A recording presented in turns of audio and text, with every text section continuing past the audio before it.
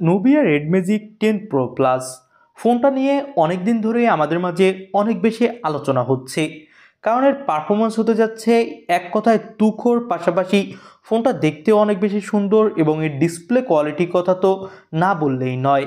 তো গেমারদের জন্য এই ফোনটা দেশের মার্কেটে কবে কি আসবে এবং পারফরমেন্সের দিক থেকে এই ফোনটা তো সবার সেরা। দাম কত কি হতে যাচ্ছে এইসব বিষয় নিয়ে বিস্তারিত জানাবো আজকের মূল ভিডিওতে।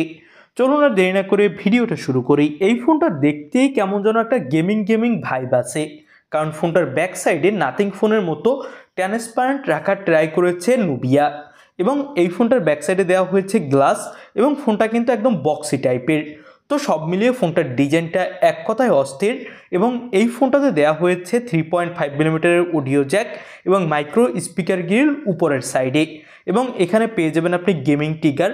তো সব মিলিয়ে একটা গেমিং ফোনে যেসব ফিচার থাকে সবই পেয়ে যাচ্ছেন এই ফোনটাতে। তো ওভারঅল আমার কাছে এই ফোনটার বিল্ড কোয়ালিটি অনেক ভালো লেগেছে। এখানে আপনি অ্যালুমিনিয়াম ফ্রেম পাবেন এবং ফোনটা কিন্তু IP68 সাপোর্টেড, যার ফলে পানিতে পড়লেও কোনো ধরনের সমস্যা হবে না। আর সব থেকে অস্থির বিষয় হলো এর ডিসপ্লে কোয়ালিটি। এই ফোনটাতে আপনি ফুল স্ক্রিন ডিসপ্লে ভিউ পাচ্ছেন, কারণ এই ফোনটাতে দেওয়া হয়েছে ইন ডিসপ্লে সেলফি ক্যামেরা, এবং ডিসপ্লে সাইজ হলো 6.85 ইঞ্চি মাপের, যেটা 1.5K রেজুলেশনের। তো ওভারঅল যদি বলি তাহলে ফোনটার ডিসপ্লে কোয়ালিটি এক কথায় টপ লেভেলের, এবং 144 হার্টজ রিফ্রেশ রেট হওয়ার ফলে এখানে ডিসপ্লেতে আপনি সুপার ডুপার স্মুথ পারফরমেন্স পাবেন। আর এটা Q9 প্লাস OLED প্যানেল। ডিসপ্লের ব্রাইটনেসও অনেক ভালো দেওয়া হয়েছে, পিক ব্রাইটনেস থাকছে 2000 নিটস। তো এখানে আপনি ডিসপ্লেতে ব্রাইটনেস নিয়ে তেমন একটা সমস্যায় পড়বেন না, এবং ফোনটা গেমিংয়ের জন্য তো খুবই পারফেক্ট একটা ফোন হতে যাচ্ছে, কারণ এই ফোনটাতে থাকতে যাচ্ছে কোয়ালকম স্ন্যাপড্রাগন 8 এলিট চিপসেট, যেটা 2024-25 সালের সবথেকে সেরা গেমিং চিপসেট হতে যাচ্ছে, এবং এর অ্যান্টুটু স্কোর দাঁড়িয়েছে 3 মিলিয়নেরও বেশি। তো বুঝতেই পারছেন পারফরমেন্সের দিক থেকে এই ফোনটা কতটা বেশি জোস হতে যাচ্ছে। এবং নুবিয়ার রেড ম্যাজিক সিরিজের ফোনগুলো মূলত গেমিং ফোনই হয়ে থাকে। তো যারা একটা বেস্ট গেমিং ফোন কিনতে চাচ্ছেন তারা অবশ্যই এই ফোনটার জন্য ওয়েট করতেই পারেন, কয়েকদিনের মধ্যেই দেশের মার্কেটেও চলে আসবে।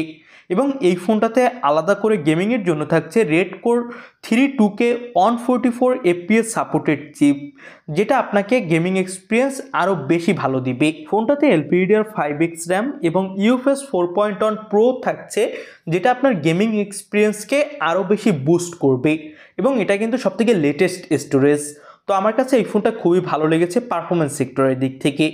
ফোনটাতে আপনি সামনে পেয়ে যাবেন 16 মেগাপিক্সেলের সেলফি ক্যামেরা, ব্যাক সাইডে 50 মেগাপিক্সেলের প্রাইমারি ক্যামেরার সাথে 50 মেগাপিক্সেলের আল্ট্রা ওয়াইড আর 2 মেগাপিক্সেলের ম্যাক্রো থাকছে। ব্যাক সাইডের ক্যামেরা দিয়ে তোলা কিছু ছবি আপনি দেখতেই পাচ্ছেন। ক্যামেরা কোয়ালিটির কথা বললেও কিন্তু ক্যামেরা কোয়ালিটি অনেক ভালো, এবং এখানে কিন্তু AI ইনক্লুড থাকছে, যার ফলে আপনি AI দিয়েও অনেক কাজ করতে পারবেন ক্যামেরা সেকশনে। তো ফোনটার ক্যামেরা কোয়ালিটি আমার কাছে এক কথায় জোস লেগেছে, এবং গেমিং ফোনগুলোতে যেমন আমরা আসুস আরও যদি দেখি ক্যামেরার দিকে তেমন একটা নজর দেওয়া হয় না, তারপরেও এই ফোনটার ক্যামেরা কোয়ালিটিকে আপনি ভালো বলতে বাধ্য গেমিং ফোন হিসাবে। এই ফোনটাতে আপনি 7050 mAh একটা বিশাল ব্যাটারি পাচ্ছেন, সাথে 120 ওয়াটের ফাস্ট চার্জার, যেটা দিয়ে আপনি সুপার ডুপার ফাস্ট চার্জ করতে পারবেন। এবার দামটা নিয়ে কথা বলি।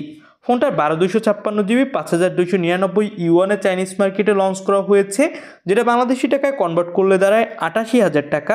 তবে বাংলাদেশের মার্কেটে এর দাম আরেকটু বেশি হবে, ধরে রাখতে পারেন বাংলাদেশের মার্কেটে প্রথম দিকে 1 লাখ টাকার আশেপাশে হবে দাম। তো এই ফোনটাকে আপনি নিঃসন্দেহে এই বছরের সবথেকে সেরা বড় গেমিং ধামাকা ধরে নিতেই পারেন, এবং গেমিংয়ের জন্য খুবই পারফেক্ট একটা ফোন।